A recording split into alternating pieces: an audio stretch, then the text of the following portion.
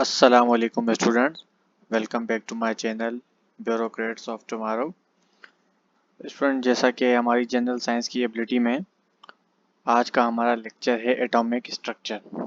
इससे पहले वाले ये सारे लेक्चर्स बेटा हो चुके हैं। तो स्टूडेंट्स, आज का हमारा लेक्चर है एटॉमिक स्ट्रक्चर।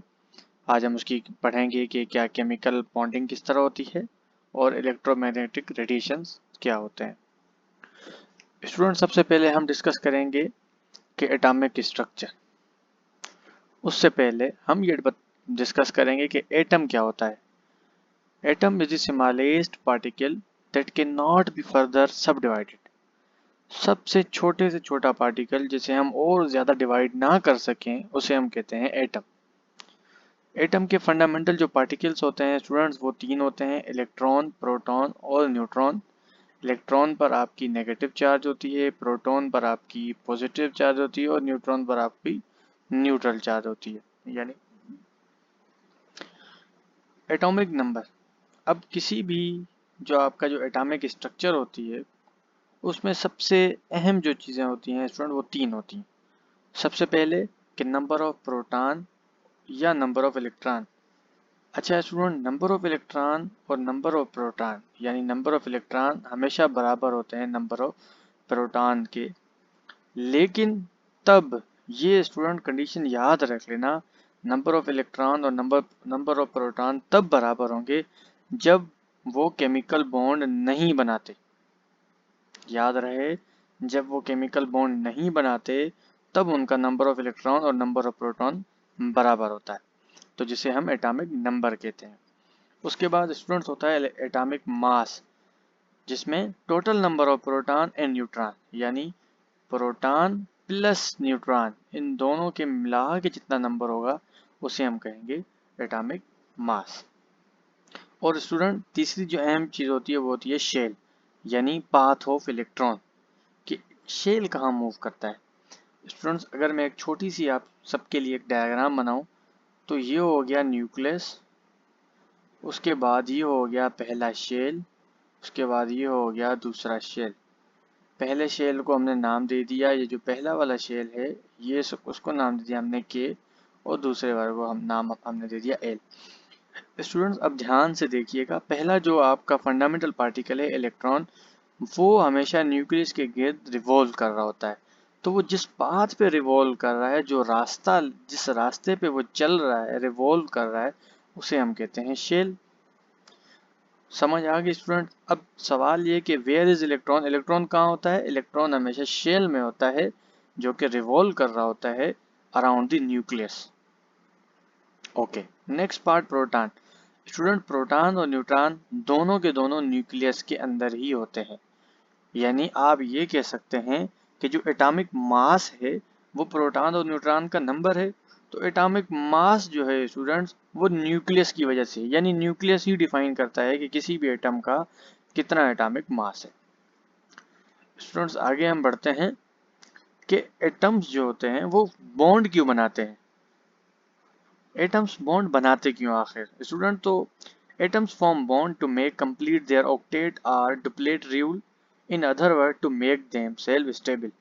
कोई भी एटम होता है स्टूडेंट्स, वो खुद को हमेशा स्टेबल रखना चाहता है, और एटम दो ही हालत में स्टेबल हो सकता है, या तो वो ऑक्टेट रूल फॉलो करे या तो वो डुप्लेट रूल फॉलो करे। अब what is octet rule and what is duplet rule? Octet rule का मतलब होता है student, the octet rule refers to the tendency of the atoms to prefer to have 8 electrons in the valence shell. यानी किसी भी atom के जो valence shell. Students, अब सवाल आता है कि what is valence shell sir?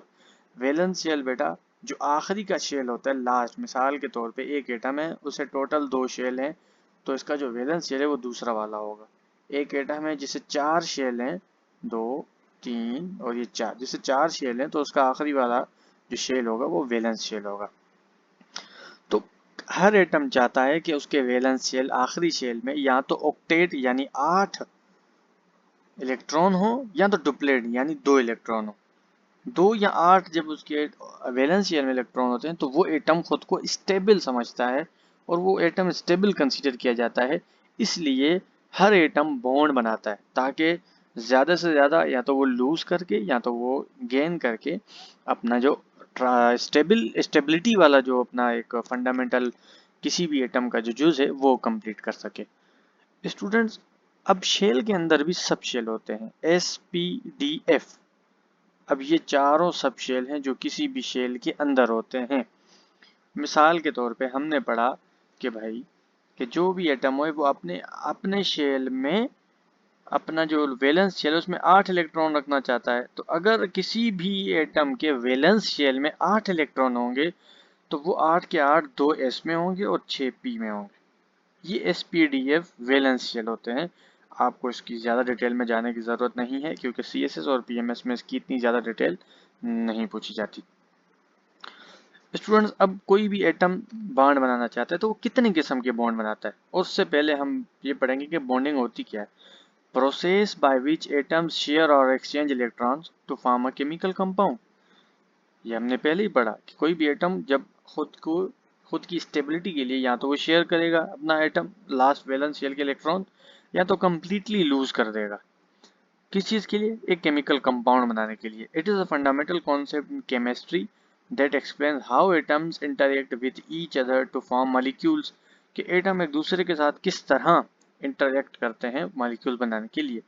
Students, chemical compound की 4 किस्में होती हैं, ionic bond, covalent bond, coordinate covalent bond and metallic bond. सबसे पहले स्टूडेंट हम पढ़ेंगे आयनिक बॉन्ड। आयनिक बॉन्ड क्या होता है? स्टूडेंट्स, जब भी कोई एटम अपने जो वैलेंस शेल में जितने उसके पास इलेक्ट्रॉन हैं, जब वो कंप्लीटली लूज कर देगा, यानी अपना वैलेंस शेल उसका खत्म ही हो जाएगा, तो उसे हम कहेंगे आयनिक बॉन्ड। देखें, सोडियम के वैलेंस शेल में इलेक्ट्रॉन होता है 1, क्योंकि सोडियम का एटॉमिक नंबर है 11। तो आप देखेंगे कि पहले में 2, दूसरे में 8, 10 और आखिरी में आ गया 1। और उसी के मुकाबले में क्लोरीन का जो वैलेंस शेल होता है, उसके जो वैलेंस जो शेल है उसमें होते हैं 7। अब वो अपना एक जो इलेक्ट्रॉन है वो कंप्लीटली दे देता है क्लोरीन को, तो क्लोरीन के 8 पूरे हो जाते हैं, ऑक्टेट रूल फॉलो कर लेता है, और ये डुप्लेट रूल फॉलो कर लेता है। स्टूडेंट, सॉरी, ये डुप्लेट रूल नहीं, इसका भी 8 वैलेंस में बच जाते हैं और इसके भी 8 वैलेंस में बच जाते हैं। तो इसी तरह ये मॉलिक्यूल बना लेते हैं जिसे हम कहते हैं NaCl, सोडियम क्लोराइड। स्टूडेंट्स, के बाद है कोवेलेंट बॉन्ड। स्टूडेंट, हमने सीखा कि आयनिक बॉन्ड में कोई भी एटम अपने जो इलेक्ट्रॉन थे वैलेंस वो कम्प्लीटली लूज कर रहा था, लेकिन यहाँ पर कम्प्लीटली लूज नहीं करता है, शेयर करता है। यानी अपना वैलेंस का जो इलेक्ट्रॉन है वो शेयर करता है। मिसाल के तौर पे एक हाइड्रोजन का एटम है, उसके वैलेंस शेल में स्टूडेंट एक ही इलेक्ट्रॉन होता है, ये हाइड्रोजन का एटम। मिसाल दूसरा एक हाइड्रोजन का एटम है आपके पास, उसके वैलेंस शेल में भी एक ही इलेक्ट्रॉन है।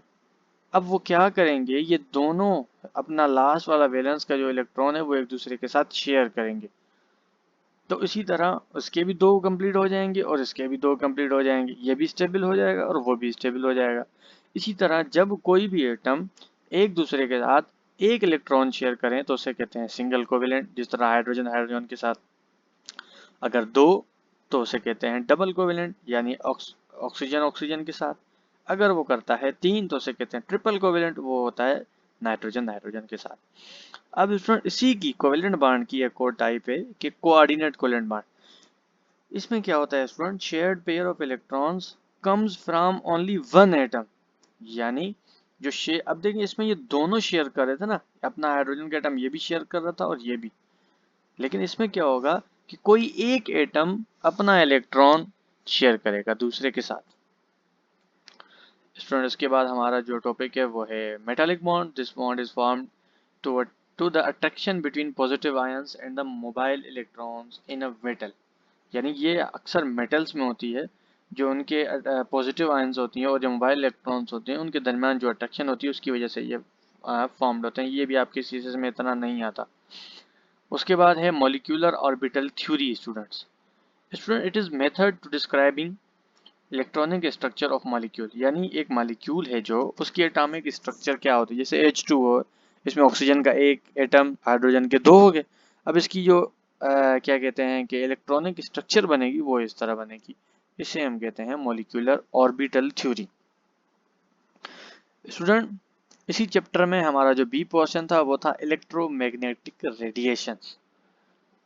Students, electromagnetic radiations are waves that propagate through the electromagnetic field and can transmit, ये वर्ड लाजमी स्टूडेंट ध्यान में रखें, and can transmit energy through space. They are created by the vibrations of charged particles such as electrons and can be described by their frequency, wavelength and amplitude. Student ये उनके कुछ characteristic हैं कि they travel with the speed of light. The electric and magnetic waves have oscillations that are oriented 90 degrees from each other. मैं आपको इसकी diagram दिखा देता हूँ स्टूडेंट, ये देखें, ये इलेक्ट्रिक फील्ड है इसकी, और ये इसे यहाँ से लेके जो एरो शो कर रहा है ये आपको वेवलेंथ शो कर रहा है, ये आपको ये जो आपके ये हैं ये आपको मैग्नेटिक फील्ड शो कर रहे हैं, और ये जो एरो है ये आपको direction of the wave show कर रहा है। Student, thanks for watching. Subscribe कर लीजिए मेरे चैनल ब्यूरोक्रेट्स ऑफ टुमारो को। अल्लाह हाफिज़।